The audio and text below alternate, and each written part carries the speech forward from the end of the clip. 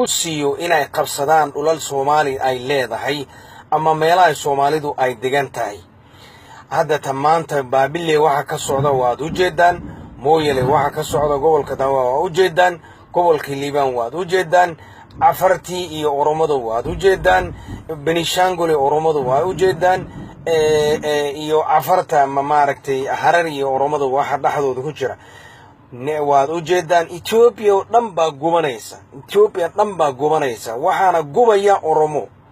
waxaan dan iyo muraad ka lahayn dawladda dhexe. waxay mar walba ku andacoonayaan in ay ciidamada Liibooliska ay weerar ku soo qaadeen iyagoo raba inay ummadda xasuuqaan. aawe dawladda dhexe, aawe militariga dawladda. haddii meel Baabile u jirta Harar waxa soo fogeen, Jijiga waxa soo fogeen u jirta ummaddu islaaynays. aawe dawladda dhexe. waxa idin leeyahay Soomaaliyeed meesh waxba idima yaalaan. nimanka kan Oromada waxay rabaan inay maaragtay xoog ay ku maquuniyaan ummadda Soomaaliyeed. haddii ay karayna iyagoo ku andacoonaya mar walba in Liibooliska weerar ku soo qaaday. arrinka waxba kama jiraan. Oromadu ujeedadooda lama garanayo.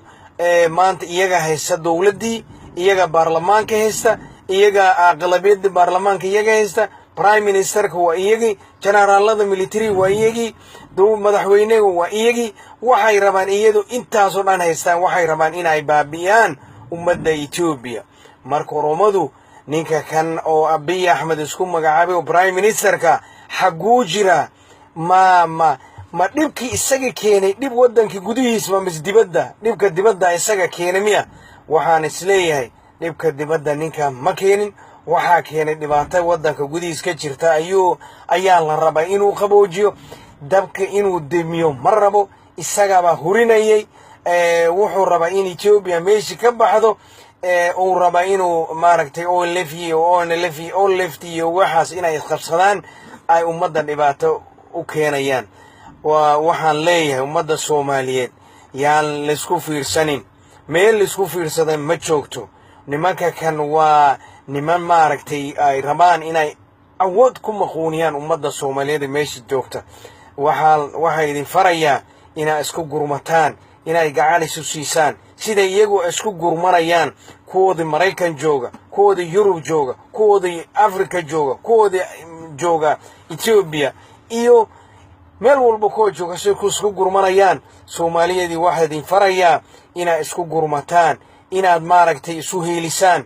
maanta tan nimanka kan dan kale ma laha, ujeeddo kalena ma laha. ujeeddadoodii kaalay qabso meel ay Soomaali ay ku arkaan inay ka ciiriyaan ay qabsadaan ayay doonayaan. ninka kanna kama hadlayo dhibka oo hadda ka jira, dhibaatada hadda socota kama hadlayo. wuxuusan uga hadlaynin. wuxuu rabaa inuu chance siiyo Oromadu ay meesha qabsato, Oromadu ay ka saarto Soomaaliya, ay dhibka u geysato sida horeba u geysteen. muddo hadda 3 bilood uu joogaa. one day television intuu soo fadhiistay ama one day intuu maaragtay radio ka hadlay uu yiri dagaalka hal la joojiyo, afkiisa lagama hayo. waayo isaga sidaa qaba. yaan lagu khaldamin. ninka kan waxa weeye idinku waxaas leediin Ethiopia ayaa maaragtay ninkan u soo baxay. ninkan Ethiopia uma soo baxin, wuxuuna u soo baxay qowmiyadii uu ka dhashay Oromada. sida hadda u jeedaan aad maaragtay aad maqlayseen. Baabile baa laisku laaynayaa maanta. meel walba ummadda Ethiopia joogto waa laisku laayna. ninkan ka hadli maayo. waxaana dadka laaynay waa qoladiisii, waa beeshii uu ka dhashay, waa reerkiisii. waxa weeye Soomaaliyeed waxay idin leeyahay istaaga, isgaraqabta, meel walba joogtaan, gacmahaas qabsada. haddii iyagu ay ku midoobeen ina Oromo yihiin, annaga maxaa noo diiday inaan Soomaalinimada ku midoobno? maxaa noo diiday inaan Soomaalinimada gacan isku qabsano? maxaa noo diiday inaan is caawino? maxaa noo diiday inaan isgarab istaagno? walaalayaal, haddii aad maaragtay iyagu hadda ay ku midoobeen inay maaragtay magacaasi ay maaragtay iyagu deeqay, annagana Soomaalinimada hana deeqdo. aanu wada istaagno, aan is caawino. nimanka kaasi isku caawiyeen. wassalaamu calaykum waraxmatullaahi wabarakaatuh. magaciigina waxaa la yidhaahdaa Baganaale.